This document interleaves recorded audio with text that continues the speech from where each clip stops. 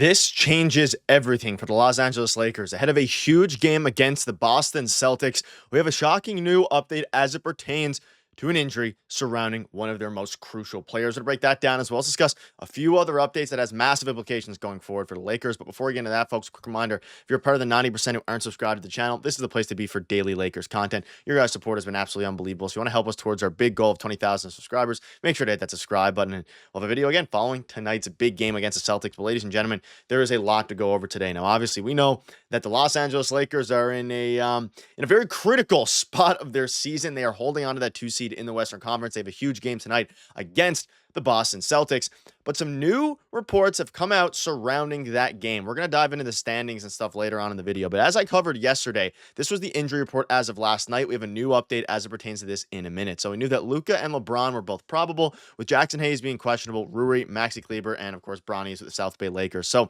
not surprising, Rui Hachimura is out. That's all good. Luka and LeBron, they're going to play tonight, which is all good. But the big one here was Jaxson Hayes. And Jaxson Hayes has quickly turned into one of the most crucial players on this team because of the lack of center depth that they have. You have Trey Jemison, you have Alex Len. So heading into this game and heading up to about an hour ago until we got the update, the big question mark was, is Jaxson Hayes going to play tonight? And obviously, it is just a regular season game at the end of the day, but each game matters tenfold here. These games matter a lot, especially because we'll get into in a minute here. The standings are as tight as they are, with Nikola Jokic doing something we've never seen in the NBA last night. But we got this report that just came out, and Jaxson Hayes went from doubtful to officially out tonight versus the Boston Celtics. So there is going to be no Jaxson Hayes in tonight's game. And essentially, this is, it's not ideal. Now, the good news is Austin Reaves is playing, Jordan Goodwin is playing, and Luka and LeBron, all signs point to them playing. But not having your starting center is going to be rough for a couple reasons. We might see them, they'll probably start with a small ball lineup like we've been seeing JJ Redick do a lot, with Dorian Finney-Smith kind of playing the pseudo 5. But at the same time, depending on if Kristaps Porzingis is playing, you need somebody to match up with the Boston Celtics 5, right? And at the end of the day, Jaxson Hayes has been very good for the Lakers. He's coming off of a season-high 34 minutes, the best game of the season for him. So to see him go down and to be out tonight is pretty rough. Now, the good news is it is just a contusion, so he's not going to be out a long period of time, we wouldn't assume.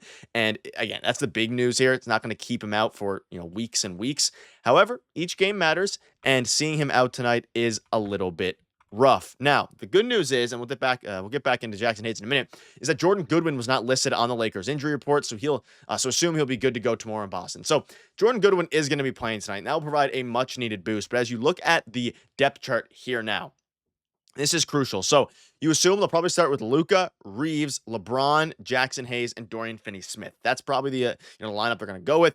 The the Celtics are very good offensively. They have Jaylen Brown, of course, Jason Tatum, Drew Holiday, and Drew Holiday is making his return. It seems like Kristaps Porzingis is probably going to play as well. So your actual big man center is going to be Trey Jemison. Now, Trey Jemison has been playing extremely good as of late. He's been giving hustle minutes. He's been playing really well alongside Luka, sending some huge screens, and he's going to be a guy who can be serviceable enough. Now, they're still going to have to convert his contract, especially if Jaxson Hayes is going to be out with any period of time.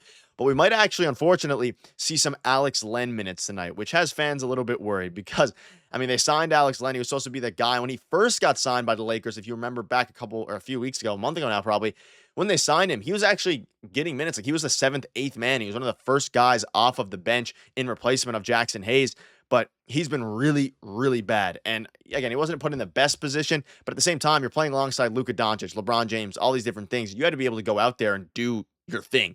And Alex Len has not been able to do that. And Trey Jemison has completely jumped him in the rotation, right, in the depth chart. So we're going to see Trey Jemison minutes tonight for sure. There's no doubt about it. We'll probably see some, Dorian Finney-Smith running the 5, Vando running the 5, even though he's only 6'8". Like, they're going to run a lot of small ball lineups. And ultimately, those small ball lineups has been what has, made this team as good as they have been.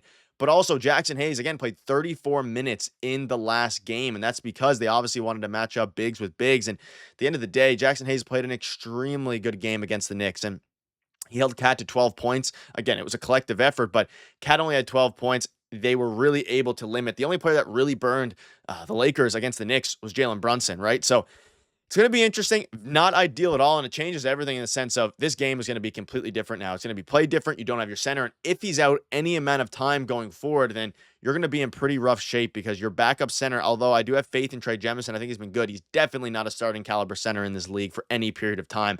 And the bright side is you have two great rebounding wings slash guards in Luka Doncic and LeBron James, and even Vanderbilt off of the bench. So you'll be able to hopefully keep up in the meantime, and they've been running a lot of small ball lineups anyway.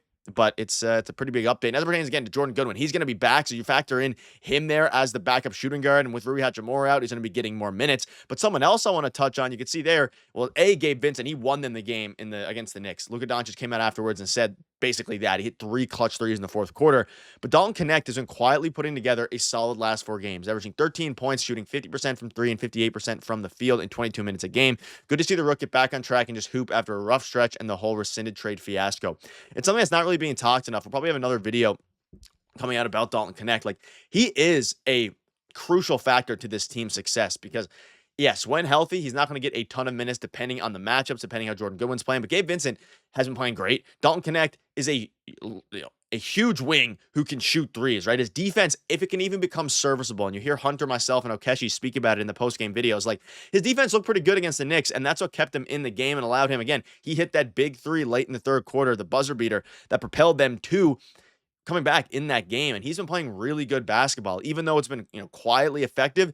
He's going to get some minutes tonight with everybody out. And at the end of the day, you need him to play well as well. You need all these bench guys to play well. Now, Jordan Goodwin's coming back, so that might eat into his minutes a little bit because we saw Goodwin start to eat into Dalton Knecht's minutes simply because of the defense that he provides alongside Luka and Austin Reaves. Nor Luka or Austin Reaves are great point of attack defenders. Gabe Vincent is solid. Dalton Knecht is really bad at defense in general. He's getting a little bit better, especially as he adapts. But when you're talking about Jordan Goodwin, like, Jordan Goodwin can shoot the 3, not as good as Dalton Knecht. There's no arguing that, but he can shoot the 3 and also play very solid defense. And the defense is the big difference here between what the Lakers need given this lineup. So it's going to be interesting to see. I wanted to give a quick shout out to Dalton Knecht because I think ahead of tonight's game, you're going to have to, he's someone to look out for because he can win you a game just based off of his 3-point shooting and against a very long Boston Celtics team. I mean, you think about Drew Holiday, you think about Jaylen Brown, Jason Tatum. They have a lot of guys off the bench who have been playing well, Peyton Pritchard. So you're going to have some guys like Gabe Vincent come out and guard him well. So it's going to be interesting there to see what happens because the Lakers defense in the fourth quarter during their winning streak has been the best defense in the NBA. You look at the fourth quarter, they need to continue this. They're holding their opponents to 23.1 points per game in the fourth quarter. We think about the game against the Knicks. They held them at 15 points. Like, this team is doing all the right things. And they're without Jaxson Hayes, who's putting up 6 points and 5 rebounds a game, and even a block. He's having the best season since his 2021 year when he had a very solid year. So it's going to be interesting. It's going to be a big game because ultimately, ladies and gentlemen, at the end of the day, you can see the standings here. They are tied with the Denver Nuggets. Obviously, they have, Denver has 1 more win and 1 more loss, so they've played a couple more games. Lakers need to win tonight, stay ahead of the Nuggets, and continue to hopefully. I mean, if you look at the win streaks there on the right side for the Western Conference, nobody in the top 9 seeds has lost a game in their last game. You can see there, it's all wins from 1 to 9. So everybody's on a win streak, even if it's a 1-game win streak. Everybody's coming off of wins. And in the case of the Thunder, 6-game win streak, the Lakers are obviously leading the league with 8 wins in a row, leading the West there. So it's going to be interesting. The Lakers need to continue to pump out wins. They're going to be without their starting center tonight. But let me know down below what your thoughts are. Thank you guys for watching. Cheers.